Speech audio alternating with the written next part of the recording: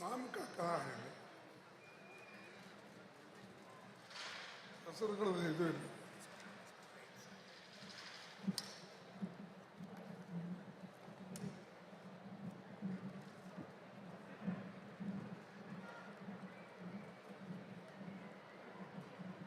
Tick ಮಾಡೋದೈತೆ.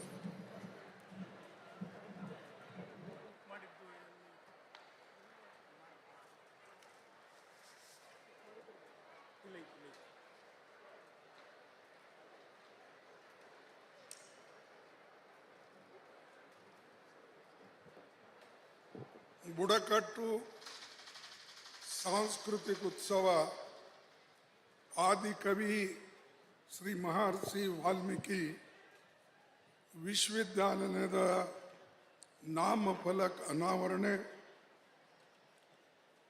Article 371G ದಶಮಾನೋತ್ಸವ ಮತ್ತು 396 ಕೋಟಿ ರೂಪಾಯಿ ವೆಚ್ಚದಲ್ಲಿ ವಿವಿಧ ಕಾಮಗಾರಿಗಳು ಅದರ ಅಡಿಗಲ್ಲವನ್ನು ಹಾಕತಕ್ಕಂಥ ಕಾರ್ಯಕ್ರಮದ ಉದ್ಘಾಟನೆಯನ್ನು ನಾವೆಲ್ಲರೂ ನೆರವೇರಿಸ್ತಾ ಇದ್ದೇವೆ. ಬಂಧುಗಳೇ, ಇವತ್ತು ವಿಶೇಷವಾಗಿ ಈ ಭಾಗದಲ್ಲಿ ಜನ ಜಾಗೃತರಾಗಿದ್ದಾರೆ. ಜಾಗೃತರಾಗಿ ತಮ್ಮ ಅಧಿಕಾರಕ್ಕೆ ಹೋರಾಟ ಮಾಡತಕ್ಕಂಥ ಶಕ್ತಿ ಈ ಜನರಲ್ಲಿ ಇವತ್ತು ಬಂದಿದೆ. ಅದಕ್ಕಾಗಿ ಹಿಂದೆ ನಾವು ಆರ್ಟಿಕಲ್ 371J ಸೋನಿಯಾ ಗಾಂಧೀಜಿಯವರ ಒಂದು ಆಶೀರ್ವಾದದಿಂದ ನಾನು ಕೇಂದ್ರ ಮೇಲೆ ಮಂತ್ರಿ ಆದಮೇಲೆ ಕ್ಯಾಬಿನೆಟ್ದಲ್ಲಿ ಸಚಿವನಾಗಿ ಕೆಲಸ ಮಾಡತಕ್ಕಂಥ ಅವಕಾಶ ನಿಮ್ಮೆಲ್ಲರ ಆಶೀರ್ವಾದದಿಂದ ನನಗೆ ಸಿಕ್ಕಿತ್ತು. ಅದರ ಫಲವಾಗಿ ಇದು ಆರ್ಟಿಕಲ್ 371J ಅಸ್ತಿತ್ವಕ್ಕೆ ಬಂತು. ಇಲ್ಲ ಹೋದರೆ ಇದು ಆಗತಕ್ಕಂಥದ್ದು ಅಸಾಧ್ಯ ಇತ್ತು. ಇದು ಸ್ಪಷ್ಟವಾಗಿ ನಾನು ಹೇಳ್ತೇನೆ. ಬಂಧುಗಳೇ, ಇಂಥ ಒಂದು ಕಾರ್ಯಕ್ರಮದಲ್ಲಿ ಮಾನ್ಯ ಮುಖ್ಯಮಂತ್ರಿಗಳಾದ ಶ್ರೀ ಸಿದ್ದರಾಮಯ್ಯನವರು ಬಂದಿದ್ದಾರೆ. ಹಾಗೂ DK ಶಿವಕುಮಾರ್ ಇದ್ದಾರೆ, ಡಾಕ್ಟರ್ ಶರಣಪ್ರಕಾಶ್ ಪಾಟೀಲ್ ರೇ, KG ಜಾರ್ಜ್ ಅವರೇ,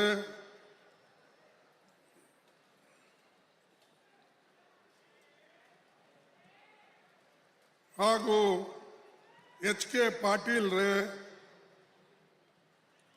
ಮಹದೇವಪ್ಪನವರೇ ಮತ್ತು ಜಮೀರ್ ಅಹಮದ್ ಖಾನ್ ಅವರೇ, ಈಶ್ವರ್ ಖಂಡ್ರೆ ಅವರೇ,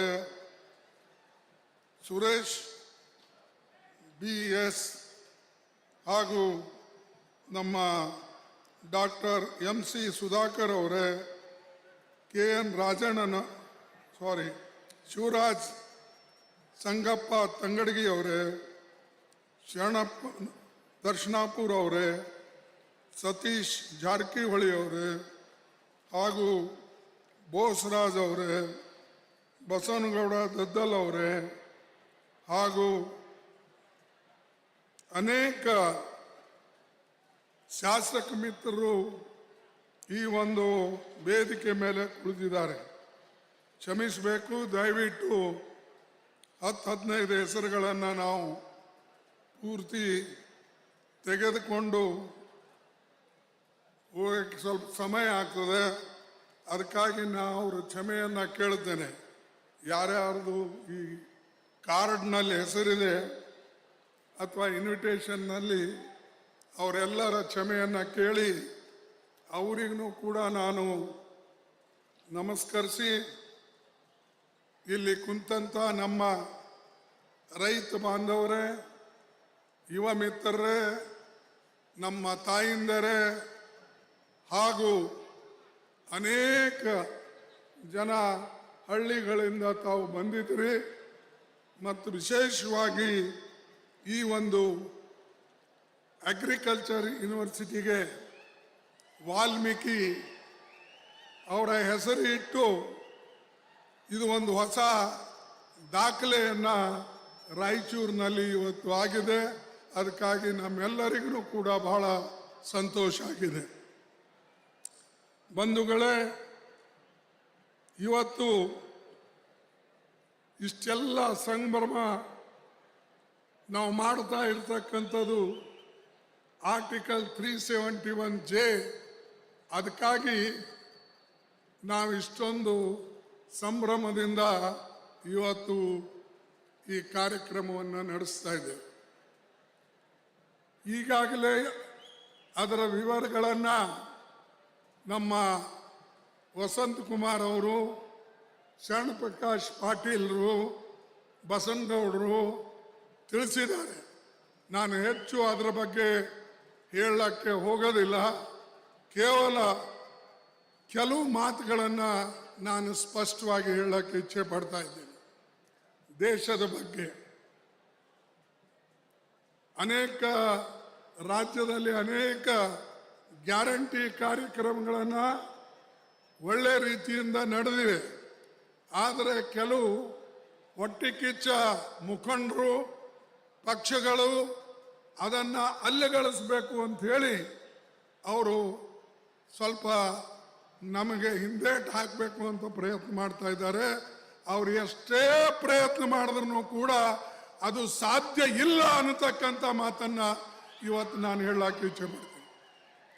ಯಾವ ಕೆಲಸ ಜನರ ಮನಸ್ಸಿಗೆ ಮುಟ್ಟಿದೆ, ಕೈಗೆ ತಲುಪಿದೆ, ನಮ್ಮ ತಾಯಿಂದರು ಇವತ್ತು ಅಡ್ಡಾಡ್ತಾ ಇದ್ದಾರೆ, ಅದರ ಲಾಭವನ್ನು ಪಡಿತಾ ಇದ್ದಾರೆ, ಅದನ್ನು ಯಾರಾದರೂ ಅಲ್ಲಗಳಿಸ್ತಕ್ಕಂಥ ಪ್ರಯತ್ನ ಮಾಡಿದ್ರೆ ಅದು ಎಂದೂ ಕೂಡ ಜನ ಅಂಥವರಿಗೆ ಒಪ್ಪೋದಿಲ್ಲ ಅನ್ನತಕ್ಕಂಥ ಮಾತನ್ನು ನಾನು ಸ್ಪಷ್ಟವಾಗಿ ಹೇಳಕ್ಕೆ ಇಚ್ಛೆ ಪಡ್ತಾ ಇದ್ದೇನೆ.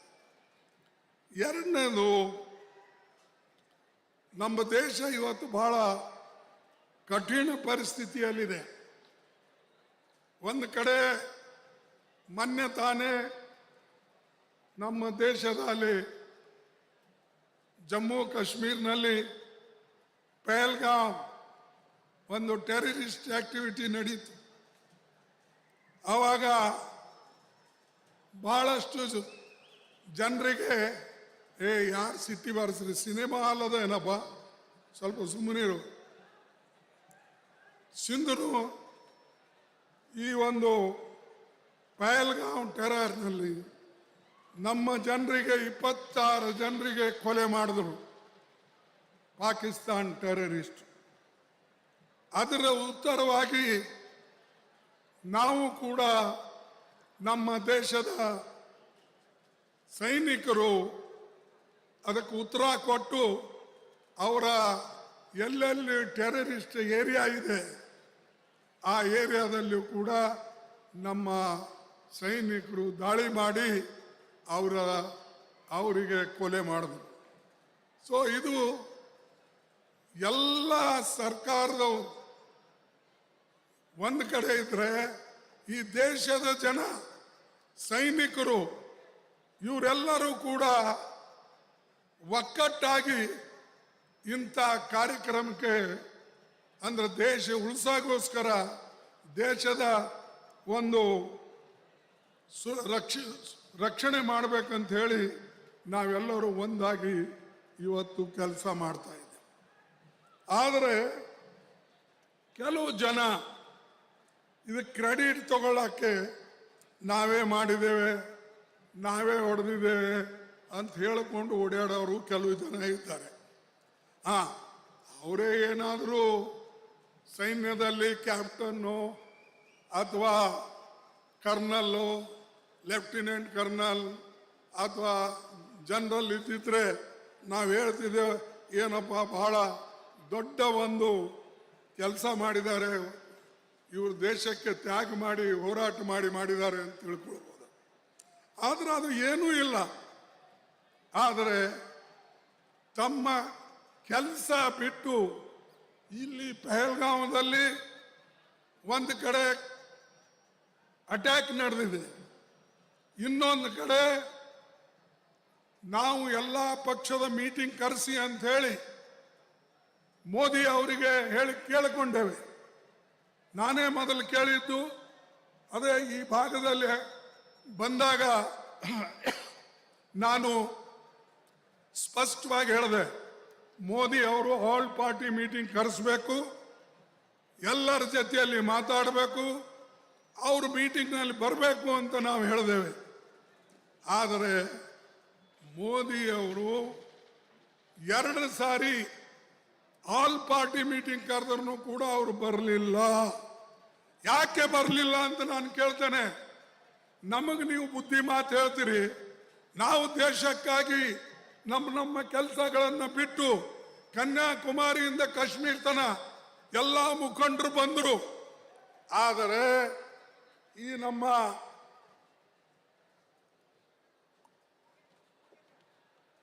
ಆದರೆ ಮೋದಿ ಅವರು ಈ ದೇಶದಲ್ಲೇ ಇದ್ದು, ಈ ಭಾಗದಲ್ಲೇ ಇದ್ದು, ಅವರು ನಮ್ಮ ಬಿಹಾರ್ನಲ್ಲಿ ಚುನಾವಣೆ ಪ್ರಚಾರ ಮಾಡ್ತಾ ಇದ್ದಾರೆ ಹೊರತಾಗಿ ನಮ್ಮ ಮೀಟಿಂಗ್ಗೆ ಬರಲಿಲ್ಲ. ಅಂದ್ರೆ ಏನರ್ಥ? ನಿಮ್ಮ ದೇಶ ಒಂದ್ ಕಡೆ ನಮ್ಮ ಸೈನಿಕರು ಹೋರಾಟ ಮಾಡ್ತಾ ಇದ್ದಾರೆ ದೇಶದಲ್ಲಿ, ಇನ್ನೊಂದು ಕಡೆ ನಮ್ಮೆಲ್ಲರನ್ನ ಕರೆಸಿ ನೀವು ಡೆಲ್ಲಿಯಲ್ಲಿ ನೀವು ಮೀಟಿಂಗ್ ಮಾಡ್ಕೊಳ್ಳಿ, ನಾನು ಬಿಹಾರ್ಗೆ ಹೋಗಿ ಪ್ರಚಾರ ಎಲೆಕ್ಷನ್ ಮಾಡ್ತೀನಿ ಅಂತ ಹೇಳಿ. ಇದು ಸರಿಯಲ್ಲ. ಈ ರೀತಿ ಭಾವನೆ ಇಟ್ಟುಕೊಂಡು ನೀವು ಏನಾದರೂ ಕೆಳಮಟ್ಟದಲ್ಲಿ ಅಥವಾ ವಿರೋಧ ಪಕ್ಷದವರಿಗೆ ನೀವು ಹೀನಾಯವಾಗಿ ಅಥವಾ ಕೆಳಮಟ್ಟದಿಂದ ನೋಡಿದ್ರೆ ಈ ದೇಶದ ಜನ, ಈ ದೇಶದ ನಾಯಕರು, ಈ ದೇಶದ ನಮ್ಮ ಯುವಕರು ಎಂದೂ ಕೂಡ ಸಹಿಸೋದಿಲ್ಲ ಅನ್ನತಕ್ಕಂಥ ಮಾತನ್ನ ನಾನು ಬಹಳ ಸ್ಪಷ್ಟವಾಗಿ ಹೇಳ್ತೇನೆ. ಏನು ದೇಶ ಕೇವಲ ಅದಕ್ಕೆ ನೀವು ರಕ್ಷಣೆ ಕೊಡದೆ ಬರೇ ಬೇರೆಯವರು ನೀವು ಕೆಲಸ ಮಾಡಿ ನಾನು ದೇಶದಲ್ಲಿ ಭಾಷಣ ಮಾಡ್ಕೊಂಡು ಅಡ್ಡಾಡ್ತೀನಿ ಅಂತ ಹೇಳಿದೆ. ಈಗೂ ಕೂಡ ಬಿಹಾರ್ನಲ್ಲಿ ಮೊನ್ನೆ ಹೋಗಿದ್ದಾರೆ, ಒರಿಸ್ಸಾದಲ್ಲಿ ಹೋಗಿದ್ದಾರೆ. ಅರೆ ಪ್ರಪಂಚ ಸುಡ್ತಾ ಇದೆ. ಆ ಕಡೆ ಪ್ರಪಂಚದಲ್ಲಿ ಸಾಕಷ್ಟು ಇಸ್ರಾಯಿಲ್ ಮತ್ತು ಇರಾನ್ ಯುದ್ಧ ನಡೆದಿದೆ. ಅದೇ ರೀತಿಯಾಗಿ ಇವತ್ತು ಈ ಟ್ರಂಪ್ಗೆ ನಮ್ಮ ಮೋದಿ ಅವರು ಹೇಳ್ತಿದ್ರು ಫಿರ್ ಏಕ್ ಬಾರ್ ಟ್ರಂಪ್, ಫಿರ್ ಏಕ್ ಬಾರ್ ಟ್ರಂಪ್ ಅಂತ ಅಮೆರಿಕದಾಗ ಹೋಗಿ ಹೇಳ್ದ ಮಾರಾಯ. ಆದರೆ ಆ ಟ್ರಂಪ್ ಅವರು ನಮ್ಮ ಮೇಲೆ ಅನೇಕ ಟ್ಯಾರಿಫ್ ಹಾಕಿದ್ರು, ಅಂದ್ರೆ ಟ್ಯಾಕ್ಸ್ಗಳ, ಅದರ ಬಗ್ಗೆ ಒಂದು ಮಾತಾಡಲಿಲ್ಲ.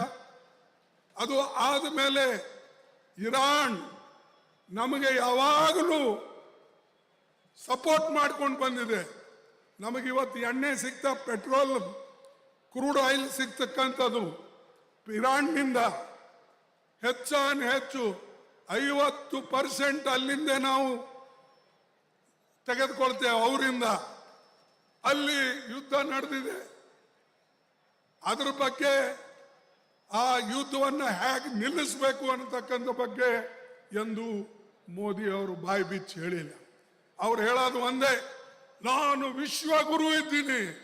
ನೀ ವಿಶ್ವಗುರು ಇರೋಪ ಅಥವಾ ಮನೆಗುರುರ ಇರು, ಏನಾರ ಇರು, ದೇಶಕ್ಕೆ ಜನರಿಗೆ ಬೇಕಾಗಿದ್ದು ಪೆಟ್ರೋಲ್, ಡೀಸೆಲ್, ಹೊಟ್ಟಿಗೆ ಊಟ, ಮೈಗೆ ಬಟ್ಟಿ, ತಲೆ ಮೇಲೆ ಸೂರು, ಇದು ಬೇಕು.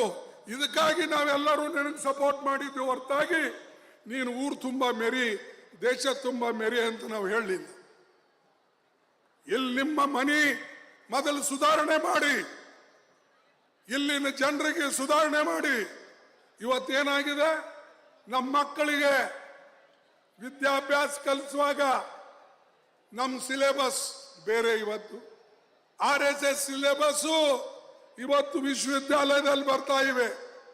RSS ಸಿಲೆಬಸ್ಸು ಇವತ್ತು ಯೂನಿವರ್ಸಿಟಿಗಳಲ್ಲಿ ಬರ್ತಾ ಇವೆ. RSS ಸಿಲೆಬಸ್ಸು ಈ ನಮ್ಮ ಮೊರಾರ್ಜಿ ದೇಸಾಯಿ ಸ್ಕೂಲ್ ಇಂಥ ದೊಡ್ಡ ದೊಡ್ಡ ಸ್ಕೂಲ್ಗಳೇನಿವೆ ಅಥವಾ ಕೇಂದ್ರೀಯ ವಿದ್ಯಾಲಯಗಳೇನಿವೆ ಅಲ್ಲಿ ತಮ್ಮ ಜನರಿಗೆ ಅಪಾಯಿಂಟ್ ಮಾಡ್ತಾ ಇದ್ದಾರೆ. ಎಲ್ಲ ಕಡೆ RSS ಜನರಿಗೆ ಅಪಾಯಿಂಟ್ಮೆಂಟ್ ಕೊಡಿಸಿ ನಮ್ಮ ಮಕ್ಕಳಿಗೆ ಬೀದಿ ಪಾಲ ಮಾಡ್ತಾ ಇದ್ದಾರೆ. ನೀವು ಹೇಳಿ, ಯಾವ ಬಡ ಮಕ್ಕಳು ಮೋದಿ ಸಾಹೇಬರ ಕಾಲದಲ್ಲಿ ಲಕ್ಷಾಂತರ ನಮ್ಮ ನೌಕರಿಗಳ ಖಾಲಿ ಇದ್ರೂ ಕೂಡ ಸುಮಾರು 30 ಲಕ್ಷದ ಮೇಲೆ ನೌಕರಿಗಳ ಖಾಲಿ ಇದ್ರೂ ಕೂಡ ಅವ್ರು ಎಂದೂ ಕೂಡ ತೆಗೆದುಕೊಳ್ತಾ ಇಲ್ಲ. ಏನೋ ಕರ್ನಾಟಕದಲ್ಲಿ ಮಾತ್ರ ಸಿದ್ದರಾಮಯ್ಯನವರು ಮುಖ್ಯಮಂತ್ರಿಯಾಗಿ ಅನೇಕ ನಮ್ಮ ಮಂತ್ರಿಮಂಡಲದಲ್ಲಿ ಸದಸ್ಯರು ಒಮ್ಮತದಿಂದ ಕೆಲಸ ಮಾಡಿದಕ್ಕಾಗಿ ಕೆಲವು ನೌಕರಿಗಳು ಇಲ್ಲಿ ಸಿಗ್ತಾ ಇವೆ. ಅದರಲ್ಲಿ ಆರ್ಟಿಕಲ್ 371J ಇದು ಬಂದ ಮೇಲೆ ನಿಮ್ಮೆಲ್ಲರಿಗೆ ಒಂದು ನೌಕರಿಗಳಾಗಲಿ, ಇಂಜಿನಿಯರಿಂಗ್ ಸೀಟ್ ಆಗಲಿ, ಮೆಡಿಕಲ್ ಸೀಟ್ ಆಗಲಿ, ಕೃಷಿ ಸೀಟ್ ಆಗಲಿ, ಇವು ಸಿಗ್ತಾ ಇವೆ ಇಲ್ಲ ಇದನ್ನು ನೀವು ಹೇಳಕ್ಕಾಗಲ್ಲ. ಅರೆ ಯಾವುದು ಸಿಗ್ತದೆ ಅದಾದ್ರೂ ಬಾಯಿ ಬಿಚ್ಚಿರಪ್ಪ ಮಾರಾಯ. ಬಾಕಿದೆಲ್ಲ ಏನಾದ್ರೂ ಹೇಳ್ಕೋತ ಹೋಗಿ. ಯಾವುದು ನಮ್ಮ ಸರ್ಕಾರ ಕೊಟ್ಟಿದೆ ಸಿದ್ದರಾಮಯ್ಯ ಅವರ ನೇತೃತ್ವದಲ್ಲಿ ನಾವೆಲ್ಲ ಇವತ್ತು ಆ ಕಾನೂನು ಮಾಡಿದ ಮೇಲೆ ಹೇಗೆ ಅದಕ್ಕೆ ಅನುಷ್ಠಾನದಲ್ಲಿ ತರಬೇಕು, ಇಂಪ್ಲಿಮೆಂಟ್ ಮಾಡಬೇಕಂತಕ್ಕಂಥದ್ದು ಎಲ್ಲ ಕಾನೂನುಗಳು ಮಾಡಿದ್ರು. ಇಲ್ಲಿ ನಮ್ಮ HK ಪಾಟೀಲ್ರು ಇದ್ದಾರೆ, ಬೇರೆ ಮೆಂಬರ್ ಶರಣ ಪಾಟೀಲ್ ಇದ್ದಾರೆ, ಹಿಂಗೆಲ್ಲ ಯಾರ್ಯಾರು ಮೆಂಬರ್ಸ್ ಇದ್ರು ಅವರೆಲ್ಲ ಸೇರಿ ನಿಮ್ಮ ಅಪಾಯಿಂಟ್ಮೆಂಟ್ ಕಾನೂನುಗಳು, ನಿಮ್ಮ ಅಡ್ಮಿಷನ್ ಕಾನೂನುಗಳು, ನಿಮಗೆ ಬೇಕಾದಂತ ಎಲ್ಲ ಕಾನೂನುಗಳು ಈ ಸರ್ಕಾರ ಮಾಡಿಕೊಟ್ಟಿದೆ, ಕಾಂಗ್ರೆಸ್ ಸರ್ಕಾರ. ಇದಾದರೂ ನೆನಪಿನಲ್ಲಿ ಇಟ್ಕೊಳ್ಳಿ. ಕೆಲವು ಜನ ನಾವು ಒಳ್ಳೇದು ಮಾಡಿದವ್ರಿಗೆ ನೆನಪಿರೋದಿಲ್ಲ. ನಮ್ದೇನೋ ಸ್ವಲ್ಪ ಸೂಜಿ ಅಷ್ಟು ತಪ್ಪಾದ್ರೆ ಅಥವಾ ಇರುವಿನಷ್ಟು ತಪ್ಪಾದ್ರೆ ಅದು ಆನಿಯಷ್ಟು ದೊಡ್ಡದು ಮಾಡಿಬಿಡ್ತಾರೆ. ಅದಕ್ಕೆ ನಿಮಗೆ ಹೇಳೋದು, ನೀವು ಎಚ್ಚರಗೊಳ್ಬೇಕು. ಮತ್ತು ಕೇಂದ್ರ ಸರ್ಕಾರಕ್ಕೆ ನಾವು ಬಹಳಷ್ಟು ಸಹಕಾರ ಕೊಟ್ಟಿದ್ದೇವೆ. ಯಾಕಂದ್ರೆ ದೇಶ ಮುಖ್ಯ. ದೇಶ ಉಳಿದ್ರೆ ನಾವೆಲ್ಲ ಉಳಿತೇವೆ. ನಾವೆಲ್ಲ ಉಳಿದ್ರೆ ದೇಶಕ್ಕೆ ರಕ್ಷಣೆ ಮಾಡಬಹುದು. ಉಳಿದ ಮೇಲೆ ನಾವು ಬಯಸ್ತೇವೆ ಬೇರೆ ಅವರಿಗೆ ಇವತ್ತು ಸಹಾಯ ಸಿಗ್ತಾ ಇದೆ, ಬೇರೆ ಅವರಿಗೆ ಇವತ್ತು ಸವಲತ್ತು ಸಿಗ್ತಾ ಇದೆ, ಆ ಸವಲತ್ತುಗಳೇ ನಮಗೆ ಕೊಡಬೇಕು ಅಂತ ಹೇಳಿ ನಾವೆಲ್ಲರೂ ಬಯಸ್ತೇವೆ. ಅದಕ್ಕಾಗಿ ಕರ್ನಾಟಕ ಸರ್ಕಾರ ಏನು ಒಂದು ಸಾಮಾಜಿಕ ನ್ಯಾಯದ ಹಾದಿ ಹಿಡಿದು ಬದ್ಧತೆಯಿಂದ ಕೆಲಸ ಮಾಡ್ತಾ ಇದೆ. ಬಹುಶಃ ಬಿಜೆಪಿ ಸರ್ಕಾರಗಳು ಯಾವ್ಯಾವ ರಾಜ್ಯದಲ್ಲಿದೆ ಎಲ್ಲೂ ಕೂಡ ಮಾಡ್ತಾ ಇಲ್ಲ ಅನ್ನತಕ್ಕಂಥ ಮಾತು ನಿಮಗೆ ಹೇಳ್ತೇನೆ. ಸ್ಪೆಷಲ್ ಕಾಂಪೊನೆಂಟ್ ಪ್ಲಾನ್ ಇದು ಕರ್ನಾಟಕದಲ್ಲೇ, ತೆಲಂಗಾಣದಲ್ಲೇ, ಬೇರೆ ಎಲ್ಲಿದೆ? ಅದಕ್ಕಾಗಿ ನಾವು ಸ್ವಲ್ಪ ಎಚ್ಚರವಾಗಿ ಮಾತಾಡಬೇಕು. ನಮ್ಮ ಹೆಣ್ಣು ಮಕ್ಕಳಿಗೆ ವಿದ್ಯಾಭ್ಯಾಸ ಮಾಡೋಕ್ಕೆ, ಅಲ್ಪಸಂಖ್ಯಾತರಿಗೆ ಸವಲತ್ತು ಕೊಡೋಕ್ಕೆ, ಅತ್ಯಂತ ಹಿಂದುಳಿದವರಿಗೆ ಸಹಾಯ ಮಾಡಬೇಕು ಅಂತ ಹೇಳಿ ನಾವು ಹೊಸ ಸೆನ್ಸಸ್ ಅನ್ನು ಪ್ರಾರಂಭ ಮಾಡಿದೆವು. ಇಂಥ ಎಲ್ಲ ಕೆಲಸ ಸರ್ಕಾರ ಮಾಡಿ ಬೇರೆಯವರಿಂದ ಬಯಸ್ಕೊಳ್ತಕ್ಕಂಥದ್ದು ಅಥವಾ ಅವ್ರು ಬೈದರೆ ನಾವು ಸಹಿಸ್ತಕ್ಕಂಥದ್ದು ಸರಿಯಲ್ಲ. ಸ್ವಲ್ಪ ಸ್ವಾಭಿಮಾನದಿಂದ ನೀವು ನಡ್ಕೊಳ್ಳಿ, ದಯವಿಟ್ಟು ನಿಮ್ಮೆಲ್ಲರಿಗೆ ನಾನು ಕೇಳ್ತೇನೆ. ಮತ್ತೆ ಈ ಆರ್ಟಿಕಲ್ 371 ಜೈಲಿಂದ ಎಲ್ಲ ಸಮಾಜಕ್ಕೆ ಲಾಭ ಆಗಿದೆ. ಏನು ಯಾವುದೋ ಒಂದು ಸಮಾಜ ಬಿಟ್ಟು ಹೋಗಿದೆ ಅಂತಿಲ್ಲ. ಯಾವ ಜಾತಿಯವರೇ ಇರಲಿ, ಯಾವ ಧರ್ಮದವರೇ ಇರಲಿ, ಯಾವ ಸಂಘದವರೇ ಇರಲಿ, ಯಾವ ಸಂಸ್ಥೆಯವರೇ, ಎಲ್ಲರಿಗೂ ಕೂಡ ಸಿಗ್ತಾ ಇದೆ. ಆದರೂ ನಮ್ಮ ಜನರಿಗೆ ಈ 10 ವರ್ಷ ಆದ್ರೂ ನೆನಪು ಇರುವಲ್ಲ. ನಾವಿಲ್ಲೇ ರಾಯಚೂರಿನಲ್ಲಿ ಬಂದು 2013ರಲ್ಲಿ ಆಕ್ಟ್ ಪಾಸ್ ಆದ್ಮೇಲೆ ನಿಮಗೆ ಬಂದೆಲ್ಲ ತಿಳಿಸ್ತೇವೆ, ಕೈ ಜೋಡಿಸಿ ಕೇಳ್ಕೊಂಡೇವೆ. ನೋಡಿ, ಇದನ್ನ ಇಂಪ್ಲಿಮೆಂಟ್ ಮಾಡಬೇಕಾದ್ರೆ ನಮ್ಮ ಸರ್ಕಾರ ತರಬೇಕು ಅಂತ. ಸರ್ಕಾರ ಬಂತು, ಕಾನೂನು ಜಾರಿಯಲ್ಲಿ ಬಂತು.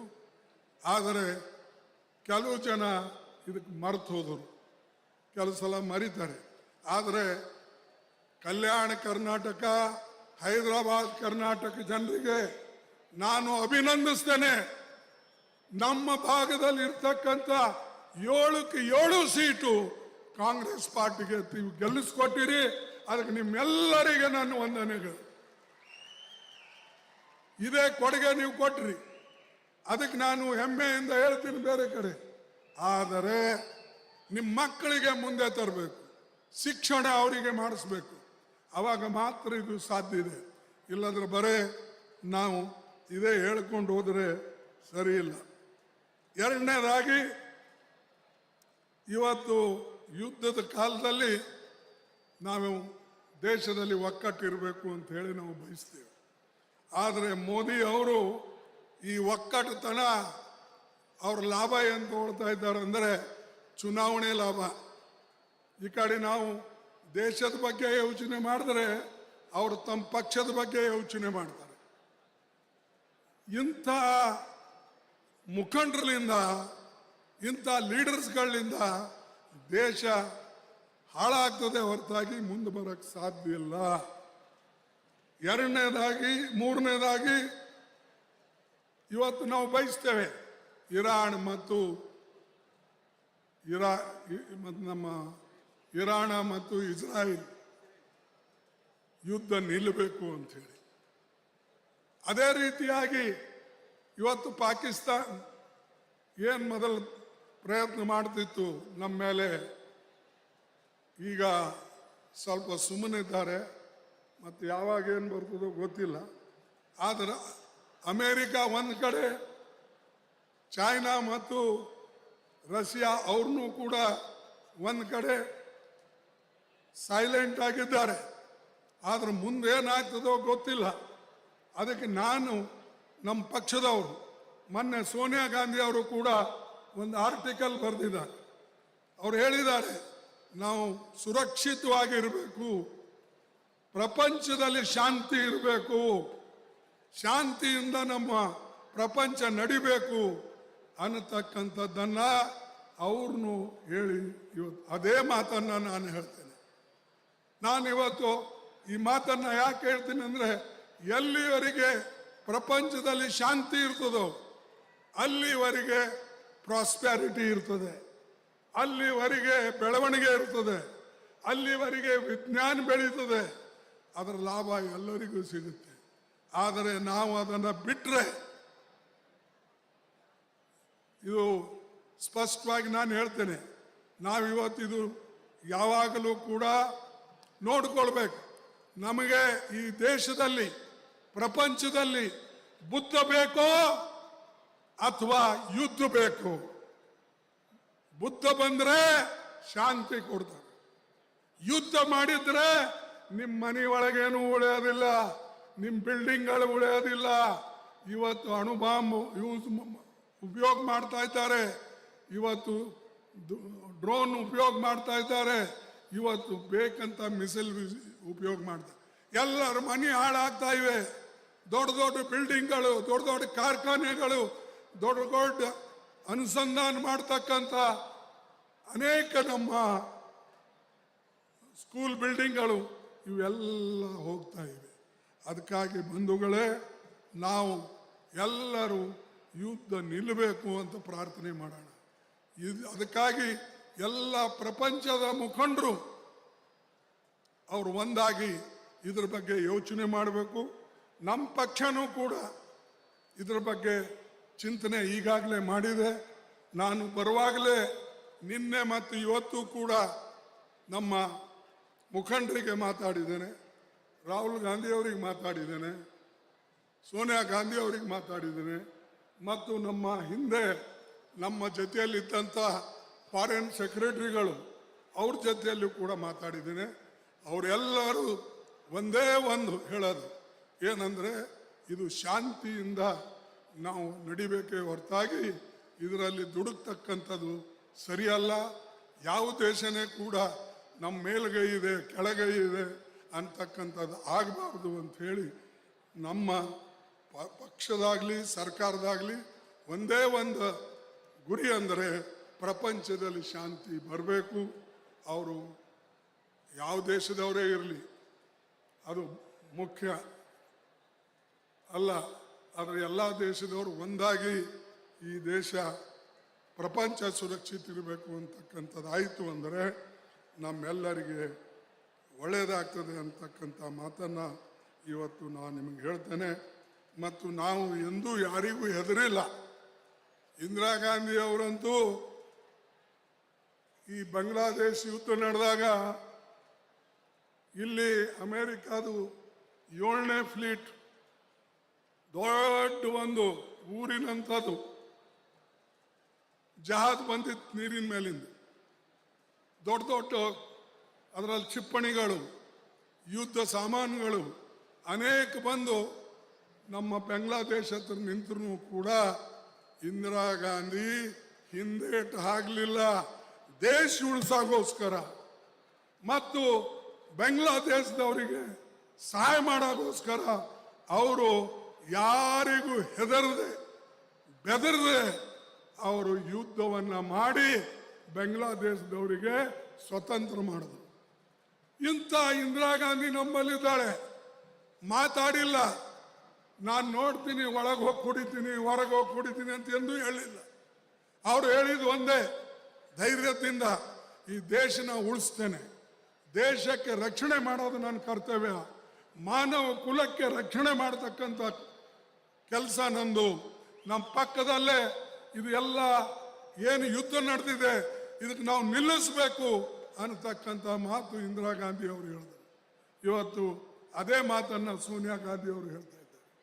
ಅದಕ್ಕಾಗಿ ನಾನು ಹೆಚ್ಚು ನಿಮ್ಮ ಸಮಯ ತೆಗೆದುಕೊಳ್ಳದೆ ಇಷ್ಟು ಮಾತನ್ನು ನಾನು ಹೇಳಕ್ಕೆ ಬಯಸ್ತಾ ಇದ್ದೇನೆ. ಕೊಟ್ಟಂಥ ಸವಲತ್ತದ ಉಪಯೋಗ ಮಾಡಿ, ಆಮೇಲೆ ದೇಶದ ರಕ್ಷಣೆ ಮಾಡಿ, ಮತ್ತು ಎಲ್ಲರೂ ಕೂಡ ದೇಶದ ಒಂದು ರಕ್ಷಣೆ ಸಂದರ್ಭದಲ್ಲಿ ಒಂದಾಗಿರಬೇಕು. ಎಲೆಕ್ಷನ್ ಬಗ್ಗೆ ಏನೇ ಯೋಚನೆ ಮಾಡಿಕೊಂಡು ಅಡ್ಡಾಡಬಾರ್ದು ಅಂತಕ್ಕಂಥ ಮಾತನ್ನು ಇವತ್ತು ನಾನು ಹೇಳಿ ಕೊನೆಯದ ಮಾತನ್ನು ನಾನು ನಿಮಗೆ ಹೇಳ್ತೇನೆ. ಈ ಏನು ಇಂಥ ಬೃಹತ್ ಸಭೆ ನಡೆದಿದೆ, ಇಂಥ ಬೃಹತ್ ಸಭೆ ಇವತ್ತು ತಾವು ನೆರವೇರಿಸಿದಿರಿ. ನಾನು ರಾಯಚೂರ ಕಾರ್ಯಕರ್ತರಿಗೆ, ನಾಯಕರಿಗೆ, MLAಗಳಿಗೆ ಎಲ್ಲರಿಗೆ ನನ್ನ ಹಾರ್ದಿಕವಾದಂಥ ಅಭಿನಂದನೆಗಳನ್ನು ಅವರಿಗೆ ಸಲ್ಲಿಸ್ತೇನೆ. ಮತ್ತು ನೀವು ಕೂಡ ಇಲ್ಲಿ ಬಂದು ಇನ್ನು ನಮ್ಮ ಮಾತು ಕೇಳಬೇಕು ಅಂತಕ್ಕಂಥ ದೃಷ್ಟಿಯಿಂದ ಬಂದಿದ್ರಿ. ನಿಮಗೂ ಕೂಡ ನಾನು ನಮಸ್ಕರಿಸಿ ನನ್ನ ಮಾತನ್ನು ಮುಗಿಸ್ತೇನೆ. ಮತ್ತು ನಾವು ಎಷ್ಟೇ ಈ ದೇಶದಲ್ಲಿ ಒಕ್ಕಟ್ಟಾಗಬೇಕು ಅಂತಕ್ಕಂಥ ಪ್ರಯತ್ನ ಮಾಡಿದ್ರೆ ಕೆಲವು ಕಡೆ ಕೆಲವು ಜನ ಈ ಒಕ್ಕಟ್ಟನ್ನು ಮುರಿಬೇಕು ಅಂತಕ್ಕಂಥದ್ದನ್ನು ನಡೆದಿದೆ. ಇಷ್ಟು ಹೇಳಿ ನನ್ನ ಮಾತು ಮುಗಿಸ್ತೇನೆ. ಧನ್ಯವಾದಗಳು.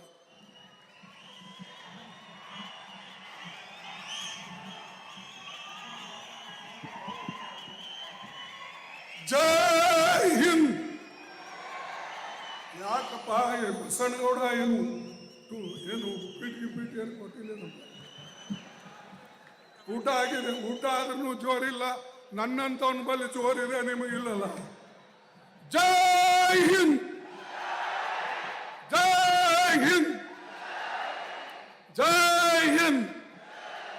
ನಮಸ್ಕಾರ, ನಿಮ್ಮೆಲ್ಲರಿಗೆ ವಂದನೆಗಳು. ಜೈ ಕರ್ನಾಟಕ, ಜೈ ಕರ್ನಾಟಕ, ಜೈ ಕರ್ನಾಟಕ. ನಮಸ್ಕಾರ, ಎಲ್ಲರಿಗೆ ವಂದನೆಗಳು. ಒಗ್ಗಟ್ಟಿನಲ್ಲಿ ಬಲವಿದೆ, ನಾವೆಲ್ಲರೂ ಒಟ್ಟಾಗಿ ಮುಂದೆ ನಡೆಯೋಣ ಎನ್ನುವ ಹಲವು ಮಾತುಗಳನ್ನ ವ್ಯಕ್ತಪಡಿಸಿದ್ದಾರೆ. ಸವಿಸ್ತಾರವಾಗಿ ತಮ್ಮ ಅಭಿಮತವನ್ನು ವ್ಯಕ್ತಪಡಿಸಿದಂತಹ ಡಾಕ್ಟರ್ ಮಲ್ಲಿಕಾರ್ಜುನ್ ಖರ್ಗೆ ಅವರಿಗೆ ಅನಂತ ವಂದನೆಗಳು.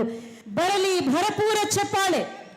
ಬಂಧುಗಳೇ, ಇದೀಗ ಡಾಕ್ಟರ್ ಮಲ್ಲಿಕಾರ್ಜುನ ಖರ್ಗೆ ಅವರಿಗೆ ಹಾಗೂ ಸನ್ಮಾನ್ಯ ಮುಖ್ಯಮಂತ್ರಿಗಳಿಗೆ ರಾಯಚೂರು ಗ್ರಾಮೀಣ ಕ್ಷೇತ್ರದ ಜನತೆಯ ಪರವಾಗಿ ಹಾಗೂ ಯರಗೇರ ಗ್ರಾಮದ ಜನತೆಯ ಪರವಾಗಿ ಒಂದು ವಿಶೇಷ ಗೌರವವನ್ನ ಸ್ವೀಕರಿಸಿ ಮಾತನಾಡಿದರೆ ದಯವಿಟ್ಟು ತಾವೆಲ್ಲರೂ ಕೂಡ ಕೂತ್ಕೋಬೇಕು. ಮುಖ್ಯಮಂತ್ರಿಗಳ ಮಾತನ್ನ ಆಲಿಸಬೇಕಾಗಿ ವಿನಂತಿ ಮಾಡ್ಕೊಡ. ಇದೀಗ ನಿಮ್ಮೆಲ್ಲರ ಚಪ್ಪಾಳೆಯೊಂದಿಗೆ ಗೌರವ ಸಮರ್ಪಣೆ ನಿಮ್ಮೆಲ್ಲರ ಪರವಾಗಿ